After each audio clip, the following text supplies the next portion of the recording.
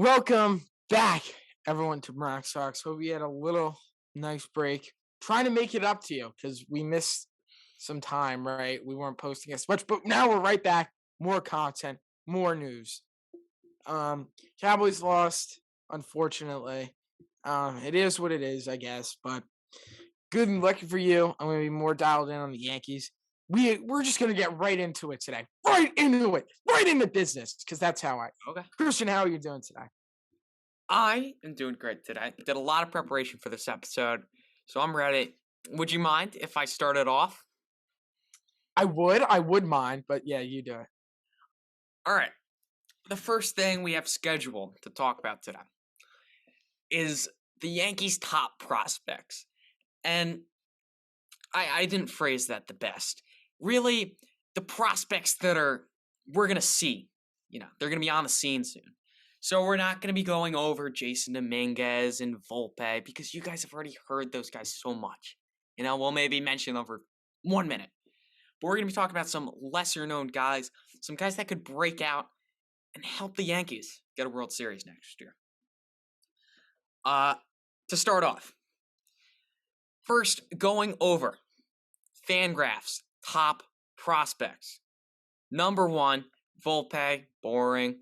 Shortstop, he's 20 years old. His ETA, which is his expected time, Expected of arrival. his expected time for him to be in the majors is 2024. So 2 years. I think that's Ooh. a little much. He was playing in Double A. So I mean, there was talks about him coming in at the end of next year. So I think 2024 is a little bit of a stretch. Yeah, but those ETAs are they're hard because you don't know how much a player is gonna progress. Like especially a guy like Volpe, who kind of had a massive season this season for the Tampa Tarpons. Sorry, Tampa Bay Rays. The Tarpons run Tampa. Oh, that might be my new thing. I got an You honest never know. question. You think the Tarpoons are more relevant than the Rays? Yeah, I don't really think it's close even. Number 2 but prospect, oh, again, you've probably heard about him a decent bit. Oswald Peraza, shortstop, 21 years old. However, he is on expected, his ETA this year, 2022. He played 8 games in AAA last year, tearing it up. So I wouldn't be surprised if we see him at the when they expand the rosters. yes, definitely. I think he'll definitely get a shot this year. Actually, though, on the MLB, not Fangraphs, I'm going on MLB. Okay. What MLB lists Jason Dominguez as the number 2 prospect, and Oswald Peraza is 3. So they're right in the same ballpark. And definitely Peraza is the guy you got to look out for. Now, he tore it up last season as well, too. one thing to know, Ton of shortstops. we don't know if he's going to be a Yankee. I could, if we get Olsen, I definitely see throwing him in a package. What's so funny is I feel like we have a million shortstops on in our system, but we don't even have like one at the big league level. So it's Yeah. Hope one of them develops. Could definitely see him going in a package though, because they'd want to keep Volpe over Peraza. As I just said, their number 1 prospect, Volpe. Number 3, not talked about as much. If you're a casual Yankee fan, probably never heard of this guy. Luis Medina, starting pitcher. Even though Fangraphs said relief pitcher, he's been a starter his whole minor league career, so I'm not sure what that is. He's 22 years old, and here's where it gets good. Expected his ETA 2022. Played in Double A a decent bit last year. So we could definitely see him make an appearance, especially at the end of the year where you got to save some arms. I definitely see him coming up, sort of like a Luis Hill type thing. Yeah, he also kind of see to me. I'm looking at him right now. He's 22 years old. He's right-hander, 6'1", 175 pounds. They say he's very, very athletic. He's kind of reminding me of. I mean, this is weird, but literally like Luis Teal. Like he's athletic, from the Dominican Republic, and guess what? He hit 100 miles per hour on the radar gun at 16 years old. So this guy can throw some gas. That's Imagine that. I'm 16 years old. I can't even throw anywhere close to 100. But my guy, Luis Medina, oh yeah, he can throw 100, and he has a changeup, a curveball. I think he throws a cutter as well, and he is in the Somerset Patriots, which is the Double A system for the Yankees. Definitely someone to keep your eye out for. yeah. And he was born in 1999 when the Yankees won the World Series. So kind of already like the guy already. Oh yeah. Number 4, Jason Dominguez. Boring, but gotta talk about it. Center fielder. He's 18 years old. Probably the most hyped up prospect in baseball right now, for good reason. He's getting compared to Mike Switch Trout. hitter. Switch hitter. Crazy fast, crazy power, crazy defense. A 5'2" player. He is Looks very ripped too. He is a strong human being. Like he is all of the talent, and he's, assuming he puts it all together, he is going to be a force to be reckoned with the interlocking NY on the cap. And for the fans that are a little confused why he's number 4 and getting compared to Mike Trout, when guys that young, there's more of a risk. Just like any prospect, there's a little bit of a risk. But when a guy's that young, compared to a guy like Peraza who's almost ready to be put together in the majors, so the talent is there with Dominguez, but when he's that young, you got to see him put it together. His EPA is 2025. He is ranked number 2 on MLB, so the official rankings say he's number 2, but we're gonna have to see how he pans out. Certainly, someone I'm gonna be excited to see. That's a guy. He's gonna be the next.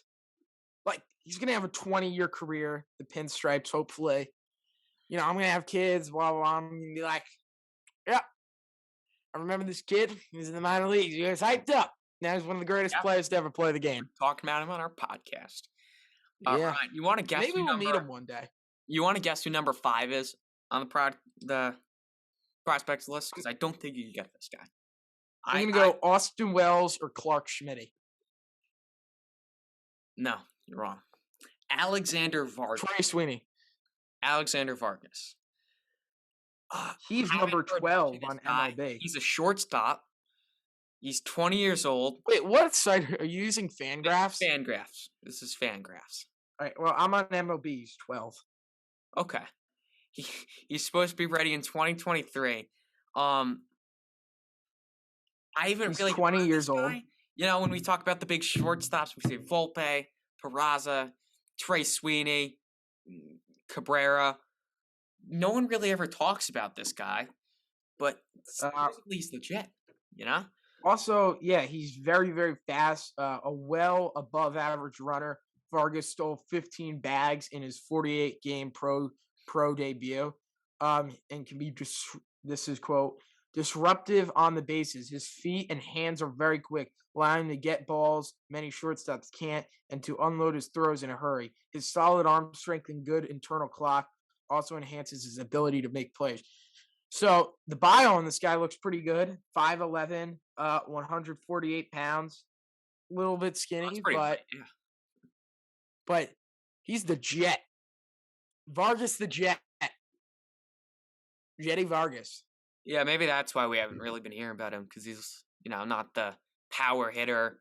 Let's just have him up there to be our pitch runner. We need a pitch runner. Yeah, because T Wade's gone. Thanks, Brian. I got a good one. Now I'm not doing top 5 anymore, and you can see where this guy is on your prospect rankings. All right. Antonio Gomez. He's the number 9 prospect for Fangraphs for the Yankees. He is a catcher. Yandris this is Gomez where he really brings my attention. Wait, I got him. He is number 25. Wait, no, not Yandris Gomez. Antonio Gomez, yes, 25. He's 20 years old. Good stat for you. His average pop time, guess what it is, Ryan? I have no idea. 1.88. Ooh, which would be the best. 1.8. That would be the best in the MLB. Gomez has a quick release and makes accurate throws while recording a pop time as low as 1.8 seconds. Though he's a well below average runner, he moves well behind the plate and shows promise as a receiver. He also has the leadership skills desired behind the plate. And this is big. This is good here, I think. He speaks Spanish and English, allowing him to communicate Yeah, that's with awesome. both pitchers. Because now, mostly like in baseball, it's either you speak Spanish, you speak English. So that's good to have both. And especially Yankees have a lot of Spanish speaking pitchers on their team. So Yeah, I mean um, that gets my attention a ton because we were thinking about doing a segment on this, but if Sanchez doesn't work out, and Higashioka's a backup catcher, he's good, but he's a backup catcher. So if Sanchez doesn't work out, this could be the guy that jumps up. his ETA is 2023. Oh, this is 2024. I'll take 2023 though. So I don't. And Gomez is like an awesome last name. Oh yeah, I have another guy that I'm going Gomez. to talk about. Gomez. Uh, Yandres Gomez. Yandres. He's number 10 on the Yankees top prospects, Okay. just So sliding in there. here he is number 7. He's 22, starting pitcher. Guess when he's going to be ready? This year, 2022. 6'3", 175 pounds. Ooh. He was cruising in rookie ball. Had like a 2 point something ERA, dominating, and then got lit up a bit in single A. But Yeah. yeah, No, you go. Steamer projections. That's like what the crazy analytics guys use. He is supposed to take over baseball next year. Yeah, the analytics say this guy's like the next, greatest player to ever touch the ball. He got increased his fastball by 5 miles an hour last year. He throws 97 miles an hour. That's usually where he tops out. His heater plays better than its velocity because its high spin rate creates a riding action, and his high size and high 3/4 delivery produces a downhill plane. He also generates plenty of spin on hard curveballs. That's his best pitch. Has an added low 80 slider that he developed this year in 2021, and already has learned to trust his fading changeup. So this guy is a big arsenal, and it looks like he gets all his pitches together. I mean, this guy could be lights out. So I like what I see from Yandres Gomez, Yeah, the Gomez boy. I like his name even more than him. Yeah, we could get Yandres and Antonio just behind the plate, the Gomez guys.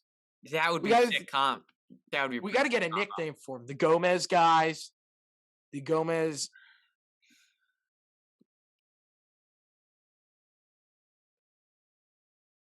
The great Gomez's. The goated Gomez. Yeah. All right, let's go to the next one.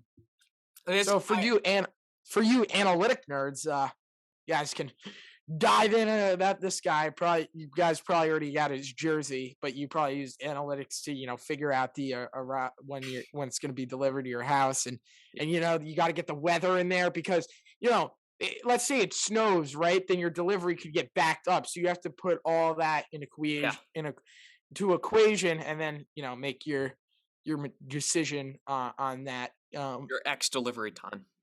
Yeah. This is my final guy I got to talk about. This is a guy that you probably know.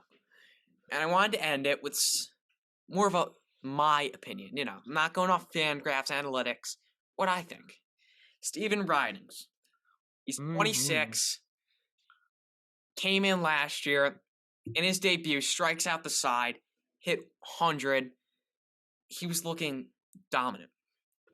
Who is his bud? I'm just curious. Who is his buddy that got called up too? Brady Corner. He sucks. Yeah, he sucks. Now he's an Oreo. Don't look for his name, guys. I think he's playing in Japan, actually.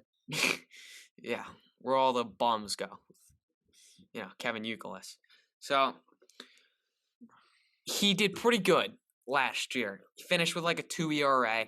He had some control issues, was falling off a bit at the end, then had an injury, and then that was the season. So it was kind of a weird ending. You look at his overall stat line for last year, it was pretty good. He's pretty much a wild card. one thing, does he stay healthy? And the next thing, does he get a chance? You know, I think if the Yankees give him a spot in that bullpen, keep giving him opportunities, I think he could definitely break out. But if he's not getting that opportunity, just an appearance here and there, I don't see him really breaking out. Uh, but He that has is the my stuff. if I was gonna Now, have to pick someone to break yeah, out, when you that would have be my guy. when you come out there and straight inside through 100 miles an hour, you're gonna get some eyeballs, and a lot of people are big fans of him. We had NYY recaps on Derek, great guy. Go check out his channel if you haven't already. But if you watch his videos, he's a huge fan of this kid. So, and a lot of people are. He's not the only one. So, and the Yankees are high on him too. So, I think he could be a good player. I But certainly agree. That's my guy. He was fun to watch pitch. He got he had energy. He was pumping gas, filthy curve. I liked him. I want to see mhm, more of him next year. yeah. Also, Yeah. one guy. I since I'll give a guy. I'm gonna go with Trey Sweeney. Now he's a Okay. while away, 2024. You probably heard about him. He was your first round pick last year. I wanted them to take the what was his name? He was the starting pitcher, the guy out of he got selected by the Twin. Oh, Chase Petty. I wanted him Oh, because he threw 100 miles an hour. I felt like yeah. He. Yankees need a starter, but we went with Trey Sweeney, and I don't think I'm too mad about it because he looks pretty good. Last year in no, not, in the Eastern Illinois spring, he got a 397 batting average. He continued to rate this season in regular ball batting 382, 14 homers, 48 games. Um, Now the problem with him is he's not fast. He is below average speed. Um, he might, and I don't know if shortstop's going to be his position, especially since we got so many young guys in the system that Yep. are probably going to take over and potentially, make a signing like Carlos Correa. But he's kind of slow, so maybe second or third could be something that he could do. He has a big leg kick, left-handed swing. He has outstanding hand-eye coordination. He puts the barrel on the ball, and he's a very very toughed out because he doesn't expand the zone, and Uh, which is something I'll give the Yankees credit for. I give Brian Cashman credit for. Outside of Giancarlo Stanton, I'm not bashing Giancarlo Stanton. I mean, he was a great player for us, but last year, but outside of him, none of the players really chase the zone. Sometimes I feel like they're way too passive at the plate. Like they won't even, you know what I mean, Christian? Like they won't that swing. was their whole approach. They saw most pitchers in baseball. It was just work the count, walk. Yeah, I mean, and it yeah, I didn't mean work. it's good and bad. I think they went a little too overboard on that, but to have guys not expanding the zone and making pitchers working longer, that's what you want. So I I give did Kevin feel like credit we for. saw, not discrediting your point, but I felt like a lot this year we saw, yeah, they would be patient, they would take pitches, but then when you're in a two strike count, then you kind of have to expand the zone. So I thought they Yeah, were putting themselves in some holes. Uh, yeah, but you know yeah, no I'm one not. really performed last year, and we had Marcus Thames as our hitting coach, but you still want guys like that. That's what you're taught to be up there. So definitely a good starting point. I would say definitely something I like, and that's what Cashman seems to like too. If that's the kind of players he goes for. That's kind of part of the reason he's not like the analytics don't like guys who chase a lot. That's a reason why he doesn't like Andujar that much.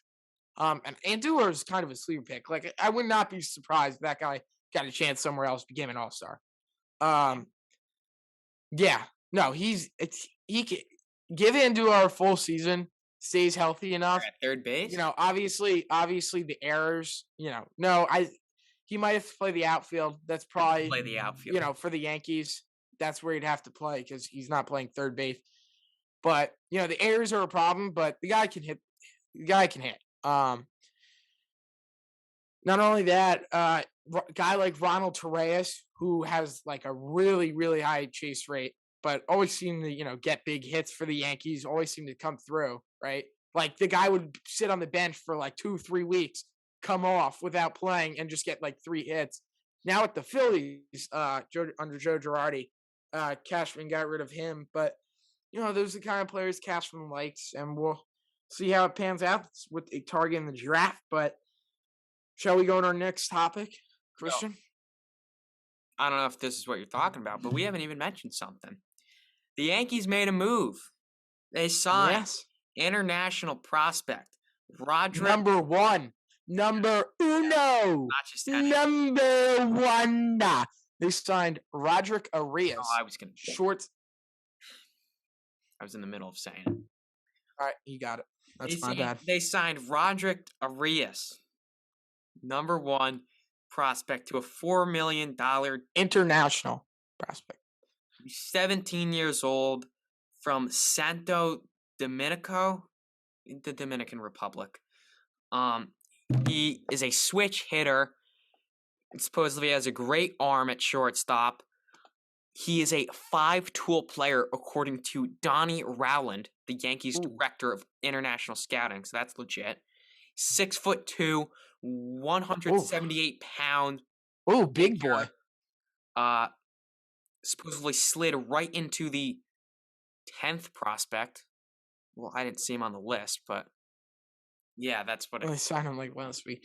Yeah, they were eyeing him for a while. I heard about him a few weeks ago, but seemed like it was going to happen. And we got a ton of shortstops in our system. But why not just get the number one guy, right? He's the number one guy available. Get the number one guy. Doesn't matter what position he plays. I kind of like that. He's the number one guy there. Take the number one guy there. Just don't think about it. Don't ask questions. He's the number one player available. Let's get him. Let's get him on our team. I have no problem with it. I actually like it. Yeah, I have the same mentality in the majors. Gray is the number one shortstop. Go get him. Do it. I don't care if he's cost money. I don't care 5 years from now. Get him. Get him. Even though I've said on the podcast before, I don't want him because he made fun of Derek Jeter. Guess what? Changed my mind. Yeah, certainly debate for another time. I just have, it's like one day I'm like, all right, let's get him. One day I'm like, yeah, I hate the guy. It's just back and forth. We'll see what happens. We will see what happens. But yeah, Roger Arias, he's definitely good. Christian, I'll send you a photo. Pop a photo up on the screen for them so they can see what this guy looks like. Yeah. Sure. Yeah. 17 years old. Christian, this should be you and me. Like, why can't we get signed? Well, we're getting close. Yeah. We have got scouted before. Yeah. Trying to go to the big leagues next season. Yeah. You guys will see us there someday. Yeah, maybe it's like a streaker on the field, not a player. I want to do that one day. That's all I got for the prospects. All right, and Roger Arias. We're not done with the podcast, by the way. Stick around. No. Now we are going to shift into our early trade deadline predictions. Who are your Bronx Bombers going to acquire at next year's deadline? Now, this is very, very, very hard to predict because, first of all, we don't know what teams are going to overachieve. Yep. We don't know what teams are going to underachieve. I mean, we had the Giants last year who won the NL West. We don't know who's going to overachieve, underachieve, blah, blah, blah. We don't even know what the Yankees are going to really be. But we're going to predict it here. And when maybe these happen, maybe these moves happen, and you're like, ooh, interesting. Yep. These guys are legit, and you drop us a subscribe. Or don't. It's up to you. Let's see. I came up with 3, 4. I don't know how my Christian came up with. Ryan, first guy. Preparing more for this segment. I prepared for the last one. So Kyle Gibson was a free agent. He's a free agent after this season. He's getting paid $7 million by the Philadelphia Christian, what team is that? The Flyers. Oh, nice one, Christian. Yeah. Yeah, he plays for the Philadelphia Flyers. Just kidding. The Phillies guys. Don't bash us. Um, he had a 3.71 ERA last year. He's kind of like middle of the road good starter. He's kind of cheap. He played for the Rangers last year. He's old, 34 years old, veteran guy, knows what he's doing up there on the mound, right? I like him. I like him. He was on the Rangers and the Phillies last year. Listen, we don't really know what the Phillies are going to look like, especially competing in that division. We got the Mets, right, who are kind of making a name for themselves. We got the Braves who just won the World Series. We don't really know what the Phillies are going to be. And maybe at the deadline, this guy's a free agent after this year. Maybe he's someone they look to move, right? And Yeah. I feel like him, getting a guy like him in our rotation could really, really, really, really help us out. So he was definitely a guy I could see the Yankees acquiring, right? He is a righty, but I feel like he could slide in nice. You got Cole, Sevy. You throw a little Gibson with the J Monty there. So you're right. You get a little J Monty, a little Cagus, and you never know. I like that one a lot. I think that one could happen. My next one, I have three more. One of them's the big. I'm not gonna leave you guys without a blockbuster. I know. Yeah. I know. Ryan, can I do one real quick because it goes along with the Phillies, and then I'll let you steal the show. You better not take my Didi one. Okay, I'll shut up. Okay, I'll shut up. Go. Yeah. Didi Gregorius. This one I could say because Didi didn't have a good season last year at the Phillies. He said like he wasn't feeling well with his shoulder. Blah blah blah. He said his shoulder was bothering him. If you want to find out why his shoulder was bothering him, you can look that up yourself. But we don't discuss these things. Matters on Bronx Sox. Yeah, he just didn't play well. Great clubhouse guy. He's a free agent after this year. Signed a 2-year deal last season. So first year of his deal. This is his second. He's getting paid $15 million by the Phillies, which is a pretty nice chunk of money. But Brian Cashman, no. 15. Yeah. No, he just signed a $28 million contract. Yeah, he's getting paid like $15 million a season. No. Yeah. All right, whatever. Yeah, 28's near 30. 30 million for 2 years. That's 14 million to be exact. 14. All right. Well, $14 million. Whatever. Yeah, I just Brian Cashman's shown to actually not false information. Christian has to, be all logical and why don't you just tell him the exact amount of money while you're at it? Sure. $14 million. Okay, and Christian. Wait, why am I saying Christian? Now I'm all confused. But yeah, he didn't have a great season last year. He's a great clubhouse guy. Everyone on the Yankees loved him. And let's say the Yankees, get like a guy like Andrelton Simmons, and when all Yankee fans want to like just jump off a bridge in the middle of the season because Andrelton Simmons can't hit a ball, and you just see Didi there. Didi's creeping up. He's having a pretty good season, and Didi's he's not old, but he's not someone the Phillies are gonna look to keep around for a long time. You know what I mean? Yep. Comes close to the deadline. Maybe the Phillies deal him to the Yanks, right? And he slides right back in there, and he helps us. This is like Didi's final run with the Bombers, right? He's like, all right, guys, you got your shortstops coming up next season. I'm that lefty bat you need. Let's go get this ring. And Didi is going to come back, finish what he started. I like that. That was exactly what I was going to say. I like it. Yeah, I knew that's where you were going to go. All right, continue. Because I'm the big brain here. Well, I thought of it too, so. But I thought of it first. Okay, nice. All right, next one. I'm not going to leave you guys without a blockbuster. I couldn't do that to you guys. I mean, that's mean, right? That's really mean. Jose Ramirez for the Cleveland Oh, I would Indians. love him. He is a switch hitter. Had a really good season with the Indians last year. 266, 36 home runs. He's a 3-time All-Star, 3-time Silver Slugger. I believe I'm going to double check right now. I believe he is a free agent after this year. The Indians were trying to extend him. So I'm trying to check. Yeah, so I believe he is. Yeah, but the Indians are kind of in a tough spot, right? They have a lot of nice pitching.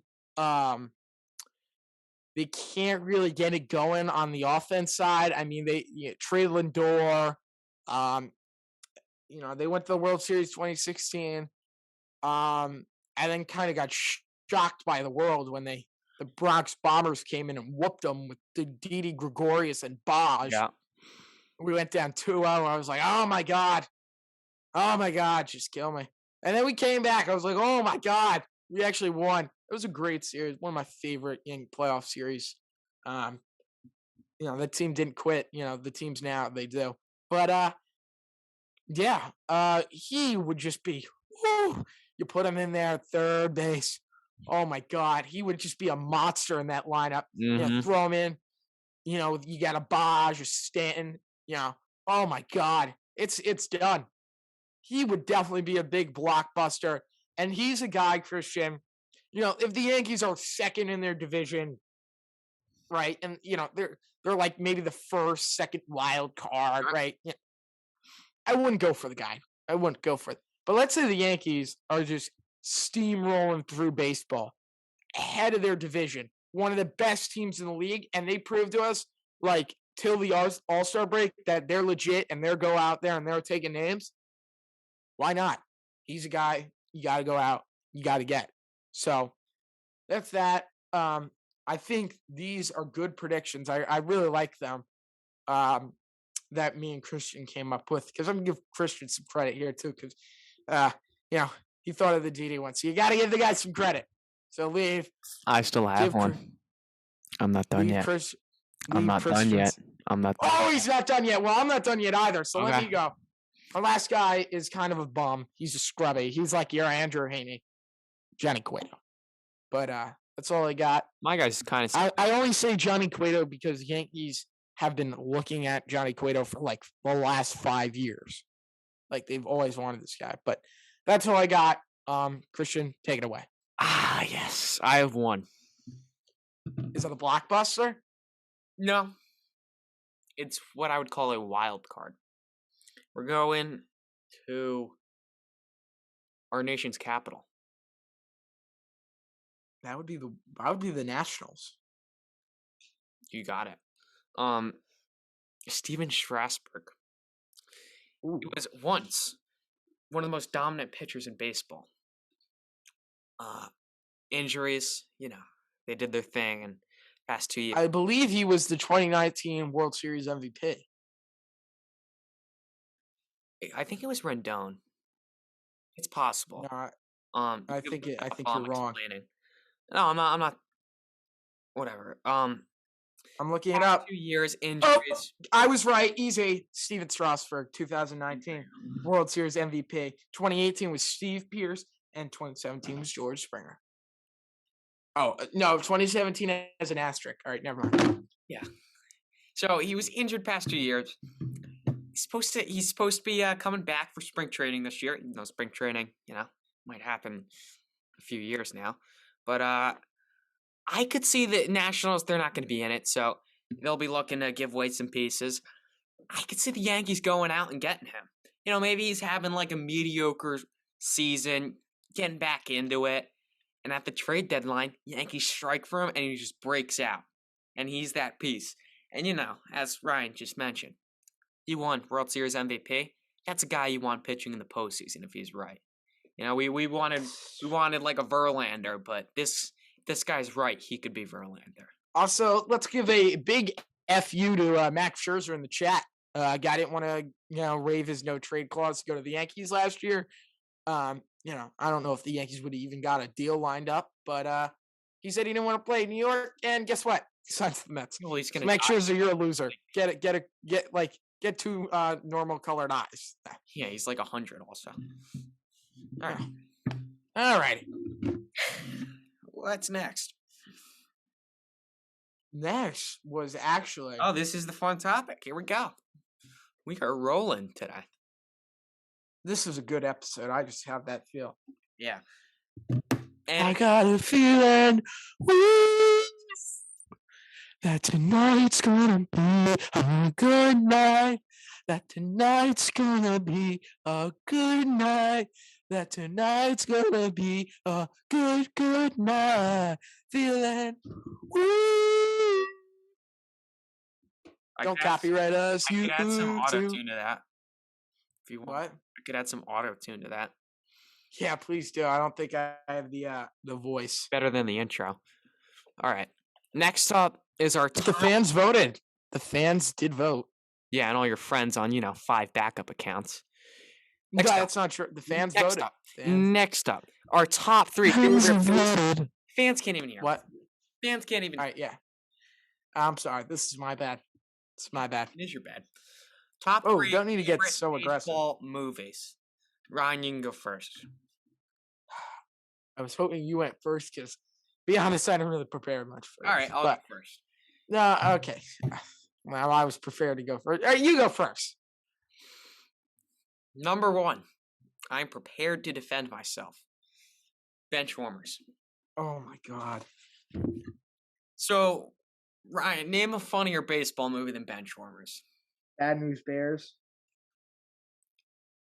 That's good. No, that's good, but that Benchwarmers is funnier.